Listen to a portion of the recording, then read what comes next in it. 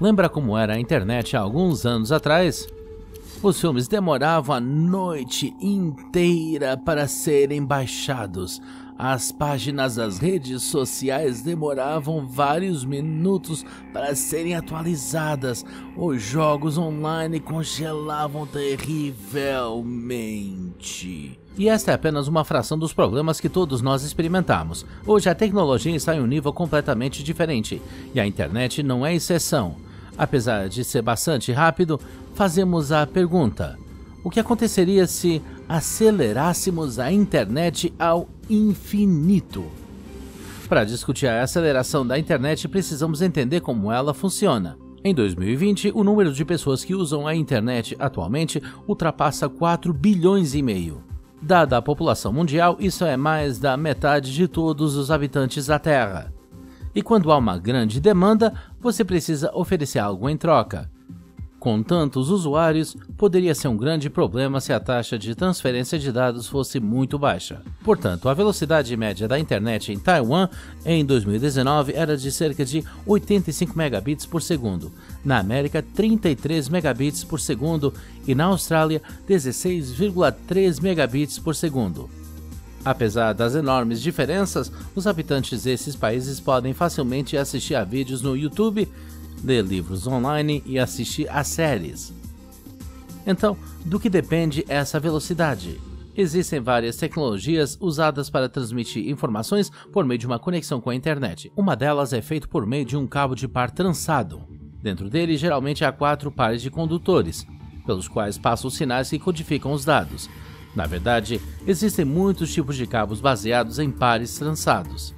Mas não vou aborrecer você com informações desnecessárias. A taxa média de transferência de dados com este método é de 10 megabits por segundo a 10 gigabits por segundo a uma distância de até 100 metros ou 328 pés. Outra forma de transferir dados é sem fio, com a qual cada um de vocês está bastante familiarizado. Não há necessidade de mexer com fios e configurar um monte de cabos. Basta digitar sua senha e você está pronto para começar com acesso à internet. Conveniente, certo? Mas a informação neste caso não é transmitida apenas pelo ar. A conexão Wi-Fi não é independente e o roteador também possui uma fonte de dados. Na verdade, é um transmissor que distribui e recebe ondas de rádio em uma determinada faixa, entre 2,4 e 5 GHz. Mas tudo isso não é tão importante quanto a velocidade com que as informações são transferidas. Ao usar uma conexão sem fio, essa velocidade pode variar de várias dezenas de megabits a 11 gigabits por segundo. No caso de uma conexão Wi-Fi, isso depende diretamente da sua distância do adaptador. Quanto mais perto você estiver, melhor será o seu sinal, o que significa uma velocidade maior. Outra forma popular de transferência de dados é chamada de comunicação de fibra óptica, e o princípio pela qual ela opera é bastante simples. Os pulsos de luz atuam como portadores de informações. Uma fibra óptica é usada como transmissor, e parece que a pessoa que a criou deu ao mundo um verdadeiro milagre. Qual é o seu valor? Possui uma grande largura de banda, ou seja, ela transfere dados a uma velocidade de até várias dezenas de terabits por segundo. Além disso, dessa forma não há problemas com grandes distâncias e interferência eletromagnética. Parece real, mas a fibra óptica pode realmente fazer isso. Aqui está um exemplo da vida real para você. O cabo transatlântico Marea, conectando os Estados Unidos e a Espanha, transmite dados a uma velocidade de cerca de 160 terabits por segundo. O comprimento do cabo é de 6.600 km ou 4.100 milhas, e ele resiste debaixo de água. Um verdadeiro super-herói do mundo da tecnologia. Mas não é tudo. Além de transmitir dados pela internet, seus cabos de fibra óptica também são utilizados para transmitir sinais de telefone e televisão a cabo. Então, se essa tecnologia é tão única, talvez ela possa levar a internet ao limite? Vamos dar uma olhada. Um grande avanço no campo da transferência de dados em alta velocidade foi feito por pesquisadores japoneses em 2015. Eles foram capazes de desenvolver e testar com sucesso o primeiro sistema do mundo com uma largura de banda de 2,5 petabits por segundo. Para entender quanto isso é, imagine. Nessa velocidade da internet, 10 milhões de pessoas seriam capazes de assistir um vídeo de 8K ao mesmo tempo. Como você deve ter adivinhado, estou falando sobre a mesma fibra óptica. Outra maneira de estabelecer tal recorde simplesmente não existe. Esses resultados são mais de 1000 vezes maiores do que os recursos das redes sem fio de hoje. Claro que essas tecnologias não são criadas rapidamente. Os cientistas passaram 4 anos em seu desenvolvimento antes de apresentar os resultados ao público. Então, essa velocidade é o limite? Como se viu? Não. Os mesmos cientistas japoneses, juntos com a KDDI e a Sumitomo Electric Industries, alcançaram uma velocidade de transferência de dados de cerca de 10 petabits por segundo, ou 10 à 16ª potência de bits por segundo. Esse número certamente agradará os principais fornecedores que já começaram a sonhar com o futuro monetário. Mas imagine a alegria das pessoas comuns. Tráfego infinito, programas de TV 24 horas por dia, jogos com lag zero. Mas espere, os resultados obtidos até agora são apenas experimentais e é improvável que cheguem à nossa internet doméstica num futuro próximo. Mas o que eles fizeram com as fibras ópticas para atingir uma taxa de transferência de dados tão alta? Para começar, vamos determinar do que se trata essa fibra óptica. Em um sentido amplo, é um fio de material transparente que carrega luz dentro de si.